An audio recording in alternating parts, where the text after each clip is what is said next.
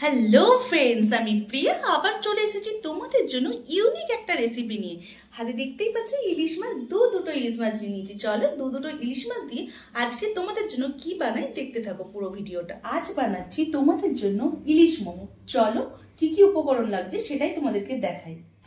এই যে দেখতেই পাচ্ছ ইলিশ মাছ, এখানে দুটো ইলিশ মাছ নিয়ে নিয়েছি। এখানে আছে পেঁয়াজ কুচি, এখানে আছে লঙ্কা কুচি, এখানে আছে রসুন কুচি, এখানে আছে সাদা গোটা জিরে আছে, এখানে সাদা তেল, এখানে লবণ, এখানে গোলমরিচের গুঁড়ো, আর এখানে আছে টমেটো কুচি, আর এখানে কটা আচার বানানোর জন্য আমার শুকনো লঙ্কা লাগবে, এই জন্য আমি শুকনো লঙ্কা নিয়েছি। তোমরা কাঁচা লঙ্কা দিয়েও বানাতে পারো। আর এখানে আছে ময়দা, যেটা আমি এতে 4 বাটি ময়দা নিয়েছি, 1.5 চামচ লবণ নিয়েছি, আর 4 চামচ সাদা তেল নিয়েছি। যে সাদা তেল 4 চামচ নিয়েছি। আমি এটা একসঙ্গে মিক্স করছি, সবটা মিক্স হয়ে গেলে এর মধ্যে জল দিয়ে আমি মাখবো। ময়দাটা শক্ত শক্ত করে মাখতে হবে, পাতলা হলে কিন্তু ডোটা ভালো হবে না। ডোটা তৈরি করার জন্য আমার যতটুকু জল লাগার আমি 1 বাটি জল নিয়েছি। তোমরা এই যে দেখো, আমি ইলিশ মাছটা কেটে ধুয়ে লবণ মাখিয়ে রেখেছি। এবার আমি কড়াইটা গ্যাসটা জ্বালিয়ে নিলাম, প্যানটা বসিয়ে দিলাম। এই যে সাদা তেল নিয়ে নিলাম আমি। এবার সাদা তেলটা প্যানের মধ্যে মাছ ভাজার জন্য, এই যে প্যানের মধ্যে দিয়েছিলাম তেল। এবার তেলটা আমার গরম হয়ে গেছে, এবার মাছটা আমি ছেড়ে দেবো।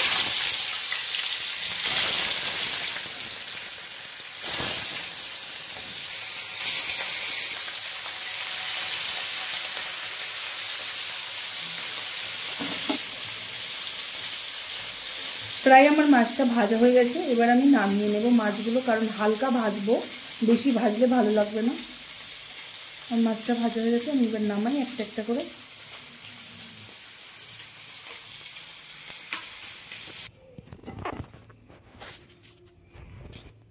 এই যে মাছগুলো আমি এবার ছাড়িয়ে নিচ্ছি, কারণ ইলিশ মাছের প্রচণ্ড কাঁটা। ইলিশ মাছের দেখো কাঁটাগুলো কীভাবে বেঁচেছি। এর মধ্যে এবার আমি দিয়ে দেবো পেঁয়াজ কুচি,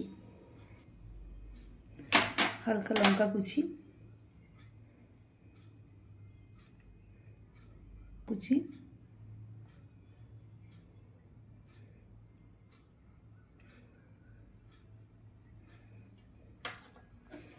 এটা ভালো করে এইভাবে মাখতে হবে। এবার আমি সুন্দর করে এটা মাখবো। একটু জিরে দিচ্ছি, তোমরা চাইলে দিতে পারো, আবার নাও দিতে পারো। আমি এরকম কাঁচা জিরেটা হালকা ছড়িয়ে দিলাম এর মধ্যে।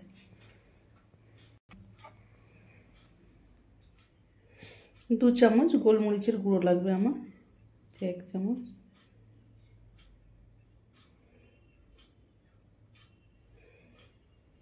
মাখতে হবে সবটা আবার একসঙ্গে মিক্স করে।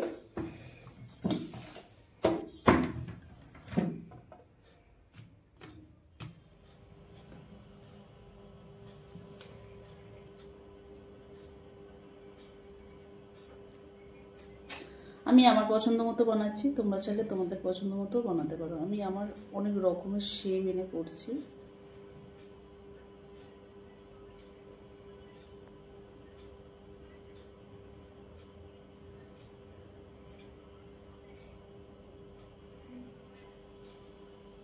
ভ্যারাইটি ডিজাইন করেছি, তোমরা চাইলে এক শেপও রাখতে পারো, বাট আমি অনেকগুলো শেপ দিয়েছি, অনেকগুলো ডিজাইন করেছি।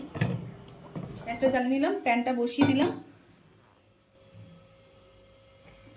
তেল দিচ্ছি প্যানের মধ্যে, গরম হতে থাক। এই যে তেলটা দিয়েছি, তেলটা গরম হয়ে গেছে। আমি এই যে মোমোটা ছেড়ে দিলাম ফ্রাইয়ের জন্য।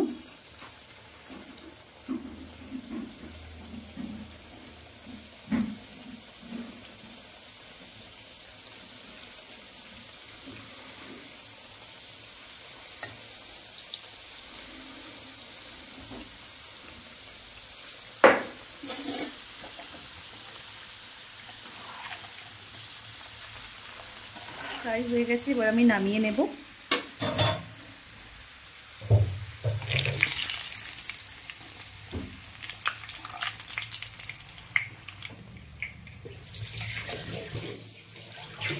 চাটনি বানানোর আমার উপকরণ কি কি লাগছে সেটা দেখিয়ে দিই। এখানে আছে টমেটো কুচি, এখানে আছে কাঁচা লঙ্কা কুচি, এখানে আছে রসুন কুচি, এখানে আছে পেঁয়াজ কুচি, গোটা লঙ্কা, এখানে অল্প একটু জল। এবার চলো এগুলো সব কিছু অ্যাড করে নিই মিক্সিতে।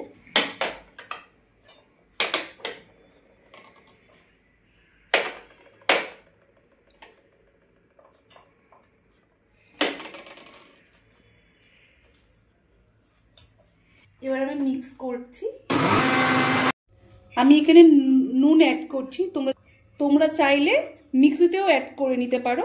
আমি এখানে এখন দিলাম। চাটনিটা আমার রেডি। মোমো খাওয়ার জন্য চাটনি আমার একদম রেডি। প্রত্যেকদিন দেখো যে আমি আমার রান্নার রিভিউ দিই, আজকে আমার বন্ধু চলে এসেছে, ওকে আজকে দিই খেতে। ও আজকে খেয়ে বলুক যে আজকে ঠিকঠাক মোমো বানাতে পারলাম কিনা। দে দে আমাকে তাড়াতাড়ি দে, আমার জিভে জল আসছে। তাহলে এতগুলো খাবো তো আমি? আরে না, আমিও তো খাবো। আচ্ছা বেশ, তো এটা কি দিয়ে খাবো বল? এই যে এখানে আমি লঙ্কার আচার বানিয়ে নিয়েছি। ও দে, আচারটা এইদিকে দে। একটা আছে, আমার জন্য একটা আছে। কোনটা শুরু করি আগে? এটা কিন্তু ঠিকঠাক রিভিউ দিবি একদম। বাহ, বেশ মচমচে হয়েছে এবং নরম হয়েছে। তুই একটা নে, আমি একটা নিই। আমার তো একবার লাল ঝোল পড়ে যাচ্ছে তো।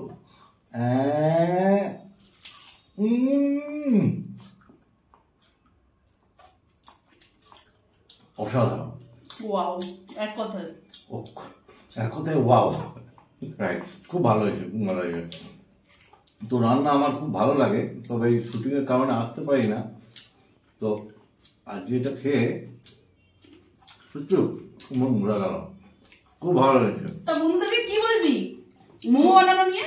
ইলিশ মোমো খেতে গেলে কথা বলা যায়, তবু বলছি যে অসাধারণ। মানে একটা ইলিশ মাছ দিয়ে এত সুন্দর সুস্বাদু একটা মোমো তৈরি করতে পারে, না খেলে বোঝা যাবে না। তো তুই যেটা আমাকে করে খাইছিস তার জন্য তোকে অসংখ্য ধন্যবাদ। তো করে খাও। দেখতেই পাচ্ছ আমার বন্ধু খেয়ে কি রিভিউ দিল।